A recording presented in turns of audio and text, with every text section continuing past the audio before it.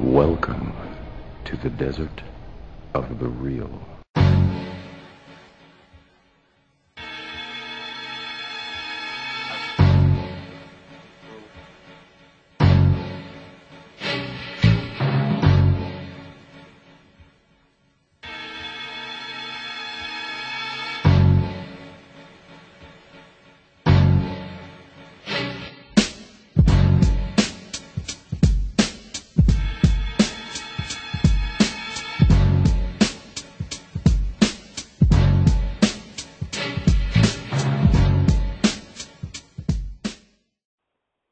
In a recent issue of Muhammad Speaks, April 1974, there appeared a warning reprinted from a 1967 edition of the newspaper against the adoption of African dress and hairstyles and against the marriage of blacks outside the United States by Muslim followers of Elijah Muhammad. What is the meaning of this warning?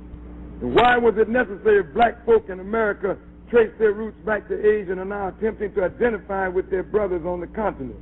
Good question. You are not to follow the styles of Africa. Allah didn't raise you up today to copy the style of Africa. The black man in America, if you understand property, is the prodigal son. The prodigal son, when he goes home, he gets the robe and the ring, and he accepts rulership over the house. You cannot lead your brothers if you follow your brothers. It is written in the scripture, thou shalt no longer be the tail, thou shalt be the head. So here you are now wanting to pick up the discarded culture and customs and traditions of ancient Africa, which does not add to you in the modern world of wisdom.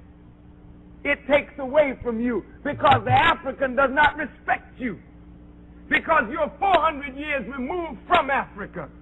And as you've been a second-class American citizen all your life, now you've given up your second-class American citizenship for a second-class African citizenship. So you've been a white man's fool, now you're a black man's fool. So where in the heck have you progressed?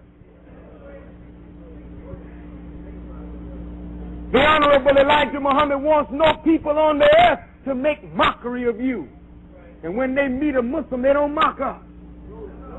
If they meet us in a suit, they got to respect our wisdom, because we know why we're wearing the suit and why we don't wear the booba. You will never see the followers of Honorable Elijah Muhammad growing our hair all up off our head like a mop or a bird nest to prove to whitey man that we are proud of our kinky hair, or what you call wearing a natural. What else is it? It's natural, isn't it? Well, man, you don't have to let it grow wild. Cut that damn thing, man, and look like you're intelligent. Wait a minute. Don't get hot with me, brother. I love you. But look, man, you get yourself laughed at. We're not going to laugh at you because we're flesh and blood. But you see, here's a man got his hair all up. And I'm not making mockery because, brother, if we weren't under the teaching of Honorable Elijah Muhammad, we probably wouldn't have no hair. We'd be out there doing something worse.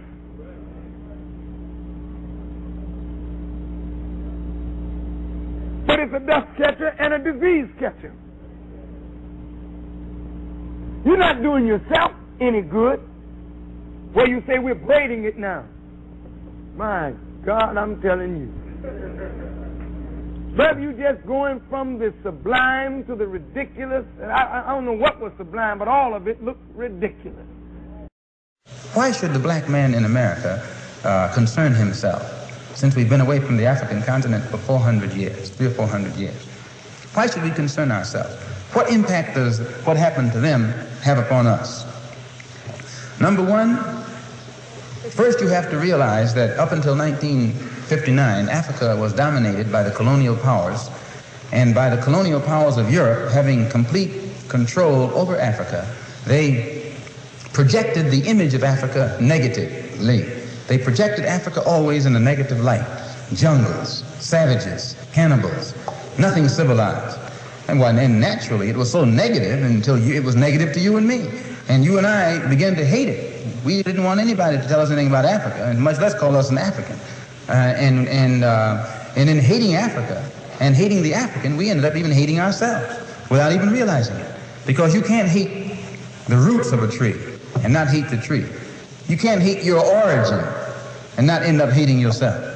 You can't hate Africa and not hate yourself. And you show me one of these people over here who have been thoroughly brainwashed, who has a negative attitude toward Africa, and I'll show you one that has a negative attitude toward himself. You can't have a negative attitude toward yourself, a positive attitude toward yourself, and a negative attitude toward Africa at the same time. To the same degree that your attitude, that your understanding of an attitude toward Africa becomes positive, you'll find that your understanding of and your attitude toward yourself will also become positive. And this is what the white man knows.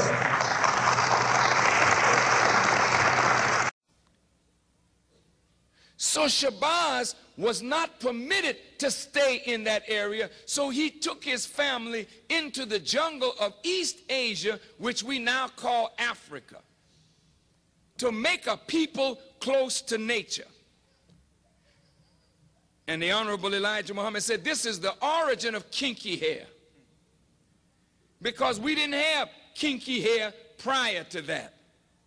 The hair on our head was like the hair on our eyebrows. The hair on your eyebrows straight, the hair on your head is not the same as the hair on your eyebrow. But the hair of every other people is the same as their eyebrow. Your eyebrow straight, your hair something different. Wouldn't you like the hair on your head to be as straight as the hair on your eyebrow? That's why you're so busy frying it. That's why you're so busy pulling it. Because your nature tells you that the kink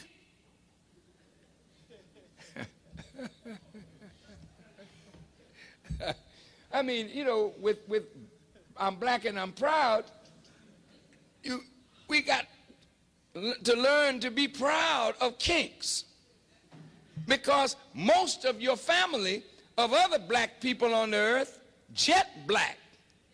They didn't have no broad nose and thick lips and kinky hair. They were dark-skinned people, jet black. But they had straight hair, a thinner lip, a thinner nose. But we are marked as a different kind of black person.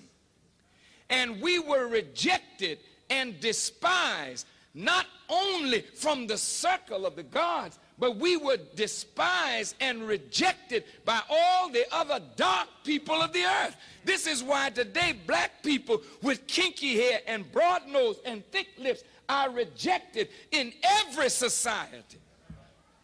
I want you to hear me well tonight. Yes, sir. Why are we rejected?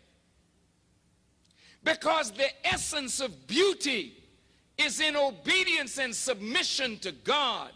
And the essence of ugliness is when you rebel against God. And when you rebel against God, in your rebellion, you are marked with a certain mark of your rebellion, which is the disfigurement of your internal self, which manifests in the disfigurement of your external self.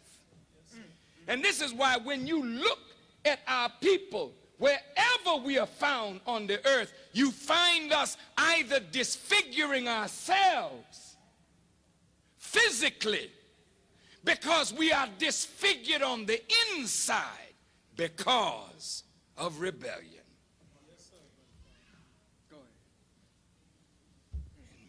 So they very skillfully made you and me hate our African identity, our African characteristics. And you know yourself that we have been a people who hated our African characteristics. We hated our hair. We hated the shape of our nose. We wanted one of those long dog-like noses, you know. Yeah. We hated the color of our skin. Hated the blood of Africa that was in our veins. And in hating our features and our skin and our blood, why we had to end up hating ourselves. And we hated ourselves.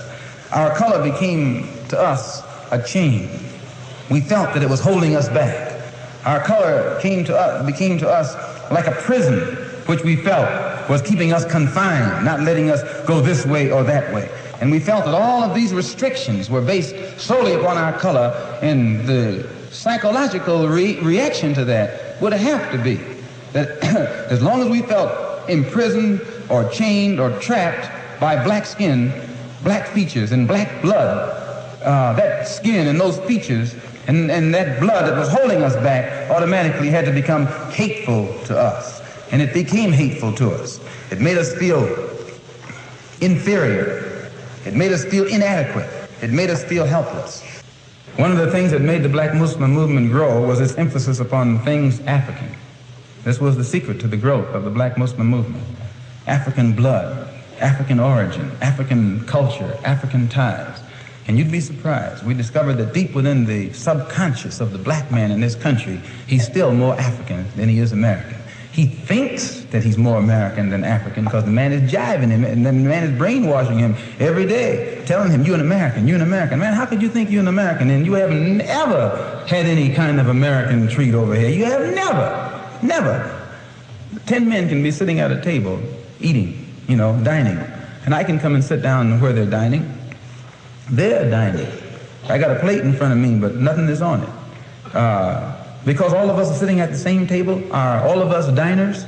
I'm not a diner until you let me dine. Then I become a diner. Just being at the table with others who are dining doesn't make me a diner. And this is what you got to get in your head here in this country. Just because you're in this country doesn't make you an American. And no, you got to go farther than that before you can become an American. You got to enjoy the fruits of Americanism. And you haven't enjoyed those fruits. You've enjoyed the thorns. You've enjoyed the thistles, but you have not enjoyed the fruits. No, sir.